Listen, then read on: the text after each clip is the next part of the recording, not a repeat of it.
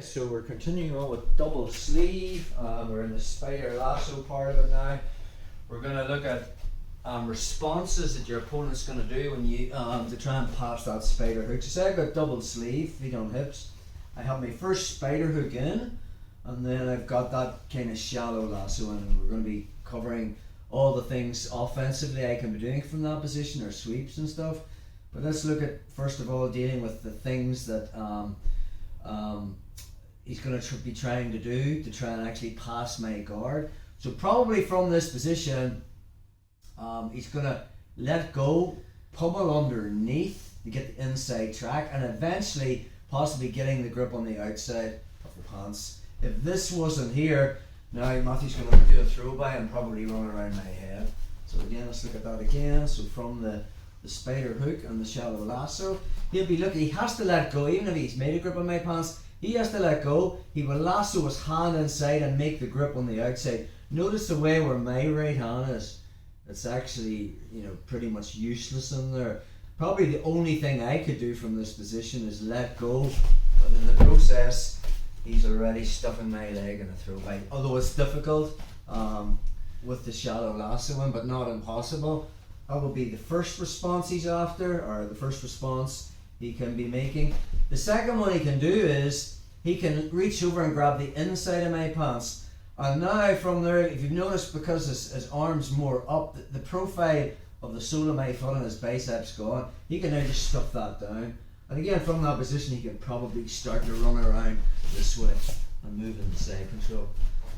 So we kind of need a way of dealing with that position or that response, and without overcomplicating things, because jiu-jitsu is complicated enough. So let's just deal with this again. So if I've got that spider hook in and the shallow lasso, for him to lasso underneath, he has to let go. The minute he lets go, I'm already pushing down on his bicep with the sole of my foot, and notice my right knee. Now it's going to turn in this direction.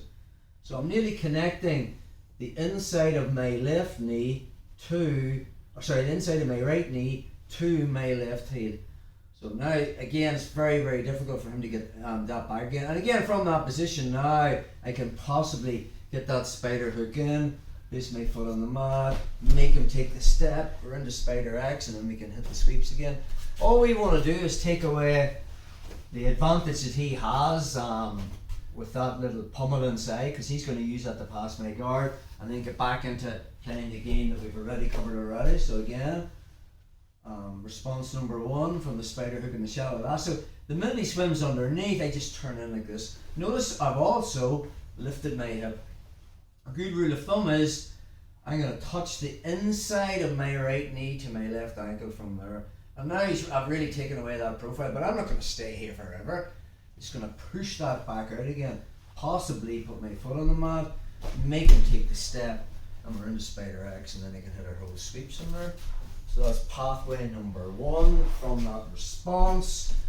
The second pathway from that position is he wants to let go and bring that inside. The minute I see that hand on the inside, all I'm going to do is make my foot like a capital T, and I just turn it out like this.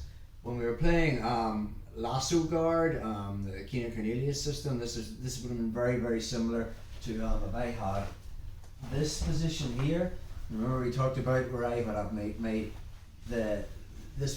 foot on in the stirrup position, we would have called it. So a response that Matthew could do is he could grab my pants and stuff my feet to the mat, and I see the way just L-shape my foot, so it stopped that way. The other thing he could do was grabbing underneath, and if he pushed them up, I just made my foot T-shaped again, and it kind of acted like a buffer. It's the same kind of concept. So say we're in our position, I have the spider hook in, I have the shallow lasso. The minute he comes over, I just turn the sole of my foot out. So now when he tries to stuff that down, it's difficult. And then when the moment's right, foot comes on the hip or on the mat, make him take the step, and I'm back into Spider X again. So without overcomplicating things, I'm either turning my knee towards Matthew, like a scissor sweep position, with my heel coming down on the lasso coming under, or if it comes over and he grabs the inside of the pants, I just make a T with that. And eventually I'm looking to get the strong spider hook in again and start working the off balance. So that's dealing just with 2 responses and beating the spider hook.